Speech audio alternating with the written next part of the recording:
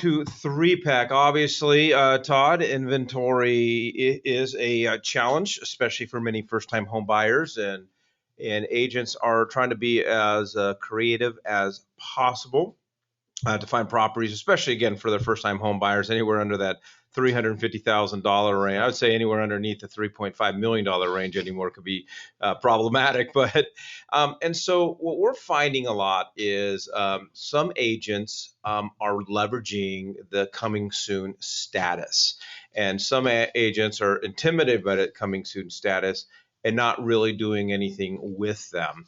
And so this has actually become part of our strategy at the Recon Group, and have been very successful in representing sellers as well as representing buyers. So I thought I would just share. So the first one, when you are searching for your buyers and or setting up searches inside the MLS, include the coming soon statuses. You have to know, because back in the past, well, in the past, we didn't even have that. But a lot of agents, they're just so, it's so ingrained and so habitual to just do the standard, the active, and really that's about it. But you got to include the, under contract, accepting all backups. That's a whole different strategy. But you also got to include the coming soon statuses. There are a lot of coming soon statuses on armless because agents want to get that sign in the yard ASAP. They just want to put it on the MLS ASAP because you have to put it on the MLS in order to put a sign on there. And agents want to create that buzz. They want to create that sign business. And so therefore, with the new rules, you've got to put it on the MLS, and the option is to put it as coming soon, and you want to be the first to pounce on it. Yeah, well, even you might remember a while back, I think about a year ago now, maybe just over, we started including coming soon in the total available inventory number for that exact purpose. I mean, it really is its own category and should be individual, and that's why on the market stats we do that.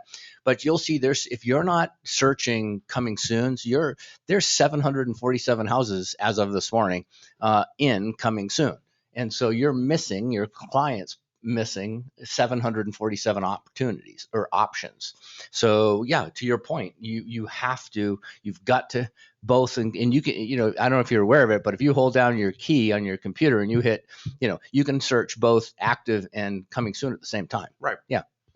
All right. So with that, if a coming soon pops up and it meets the criteria for your client, go ahead and schedule the showing. And even if it's not in showing time, call that agent and say, you've got a very motivated buyer ready to come in with their highest and best offer. Would your seller be willing to allow them to visit the property? More coming soons are available to show than you would think. We've, in the last 6 weeks, have had 2 listings where we put on a coming soon. One agent on each listing called, was very aggressive. My responsibility is not to tell them no, is to go to the seller. What would you like to do? And the seller in both cases said, yeah, show it, even though the house is not quite ready, still need to do a little touch-up paint or whatever the case is. But sellers are still motivated. Yes. And I think for a lot, not all of them, but I think sellers would much rather get the house off the market, get it under contract before having to do the big weekends and the open houses and the showings. And and as I mentioned earlier, a lot of other agents are intimidated by the coming soon status, because to them coming soon means, well, it's not ready to show and the seller's not ready to negotiate. And so therefore I am going to wait. And in both of our listings, if you waited, it wasn't an option because they went off the market prior to us actually going live. And adversely, we did the same thing with several of our buyers. Coming soon, we call them, we work it, and so forth, and been able to get a couple of our buyers under contract before the house ever goes live. And that's really important because, if you think about it, why do we put it in coming soon? What's the difference between coming soon and active? I mean, I know this is the debate, but the situation really is if the seller, and I used to say this to my client, my seller. So Mr. and Mrs. Smith, I understand you want me to start the listing 2 weeks from today. So does this mean that if I found a buyer who is willing to pay you, and it doesn't have to, this works in any market, but they say, and a buyer that was willing to pay you your asking price, would you not sell it? If I could find that buyer today, without you having to do all that work, are you saying you wouldn't sell it? No, well, we would. Well, then let me market the home while you're doing. The next buyer may not even want you to do that. So why invest the time and that additional energy? And they always allowed me to put it in active. Well, today, what's the secret? What's the big deal about putting it in coming soon today? Now, I know the original game was they wanted your fellow agents in your firm to be able to get a first shot at it, so you could double dip the transaction within a company. But in this particular situation, that's not what it's being utilized for. So why? It's like having two separate MLSs almost. Yeah. Well, yeah, and also, I mean, let's just be frank. A lot of agents, who have listings, it's a lot of work to put together 25 offers and put it in a spreadsheet and submit 25 offers to our sellers and go through each offer with our sellers. Sure, it's a lot easier just to submit a really good one and just a single one. So submit an offer.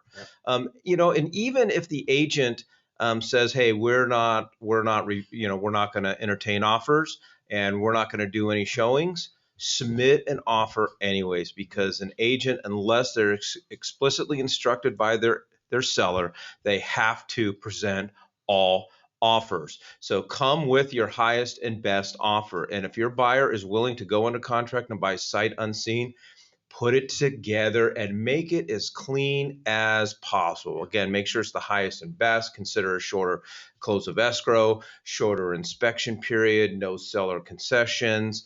I had my wife and I, we bought a cabin up in the mountains, and we couldn't get the listing agents to get back to us.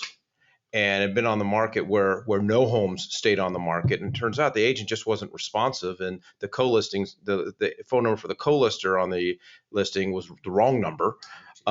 So finally I just said, I'm just going to submit an offer, because she has to respond to that. Yep. And that's how we locked it up. Dang, wow. Well, this is the thing. If you've never read it, pull up Arizona Administrative Code R4281101. It's called Duties to Clients. And in there, you have some certain responsibilities that you have to provide. In the law, Arizona Revised Statute 322156, which deals with all the things you can't do, one of the things that it says is an agent has to be expeditious in presenting all offers to the client. So there's some instruction that says, and it goes on to say, and cannot depart from that either by intention or neglect. So intention is when I think you get an MLS listing on Friday, to the point of last week's conversation. You get an offer on Friday that say you want to put an offer in on Friday, and the listing agent says, yeah, we're going to look at all offers on Tuesday. Well, that's great. But if your offer goes over on Friday and it says 9:00 Friday night in the terms of acceptance, as we've talked about before, that agent is even if they've got written instructions, is supposed to submit that, because the written instruction prevents them from being able to participate in that offer. So they'd have to present that offer. So it's a great strategy, Mike. I have a random question.